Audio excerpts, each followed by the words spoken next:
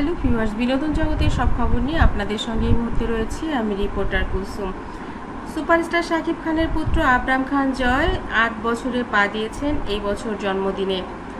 মেঘে মেঘে বেলা একদমই কম হয়নি, অনেকবার থেকেই তার মুসলমানির কথাটা উঠছিল, কিন্তু বিভিন্ন কারণে এই মুসলমানিটা এখনো পর্যন্ত দেয়া হয়নি।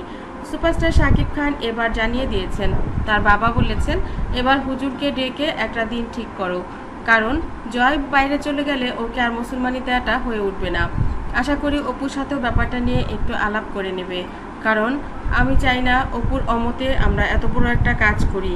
শাকিব খান বলেন, অপুর অবশ্যই মত আছে, ও অনেক দিন থেকে ও নিজেই আমাকে বলছিল যে বাবুর মুসলমানিটা দেওয়া দরকার। যেহেতু আমরা বার্থডে প্রোগ্রামটা করতে পারিনি, এবার কিন্তু দেশে গিয়ে আমরা এই অনুষ্ঠানটা করতেই পারি। শাকিব খানের বাবা বললেন, আমার শরীরটাও বেশি ভালো যাচ্ছে না, আমার মনে হয় জয়ের এই কাজটা আমাদের খুব তাড়াতাড়ি করা উচিত। আর ও যখন দেশের বাইরে চলে যাবে তখন আমরা একেবারেই সময় করতে পারবো না এটা করার। খরচ কাজগুলো আগেই শেষ করা উচিত। শাকিব খানের বাবার কথায় অপু বিশ্বাস এবং শাকিব খান দুজনেই বললেন, বাবা আমি অনেক দিন থেকে ওকে বলছিলাম, ওই আসলে সময় করতে পারছিল না। তুমি যখন এখন বলেছো এখন ঠিক আছে, শুক্রবারে তো তোমরা মসজিদে যাবেই, হুজুরের সঙ্গে আলাপ করে দেখো কোন দিনটা করলে সবচাইতে ভালো হয়।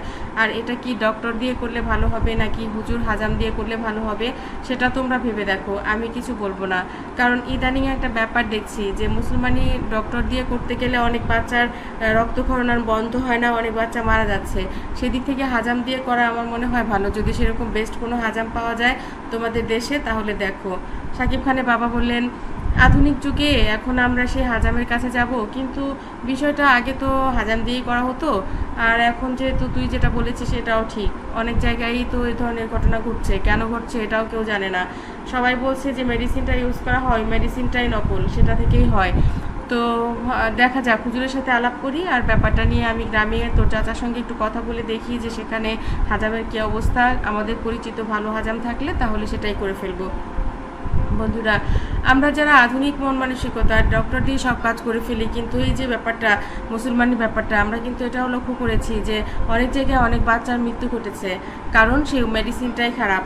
অনেক ডক্টর বলছেন যে ডক্টরদের কি এত বড় বড় অপারেশন করে, এত সার্জন অপারেশন করে, সেটাতে কোনো সমস্যাই হয় না, শুধুমাত্র মুসলমানি করলে কেন এই সমস্যাটা হবে?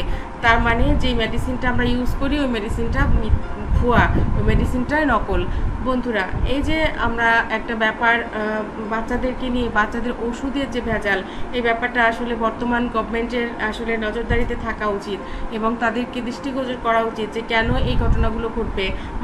মানুষ অসুস্থ হলে মেডিসিনের উপর নির্ভর করবে, সেই মেডিসিনই যদি নকল হয় তাহলে তাদের কি করা উচিত, সেই মেডিসিন কোম্পানিটার কি শাস্তি হওয়া উচিত।